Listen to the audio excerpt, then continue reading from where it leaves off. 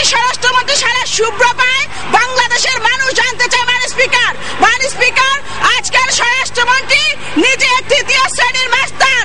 সর্বপ্রথম টাকা দেওয়ার আগে ওনাকে পাবনায় পাঠানো হোক, পরীক্ষা করে সদস্য আপনি 270 বিধি অনুসরণে কথা বলবেন, 270 বিধি অনুসরণে কথা বলবেন।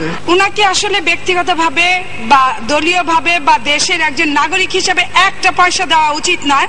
কাঁদে অস্ত্র কিনবেন, গোলা কিনবেন, সরকারের যে আন্দোলন চলছে সে মানুষের উপর সেদে গুলি করবেন, মানুষ হত্যা করবেন।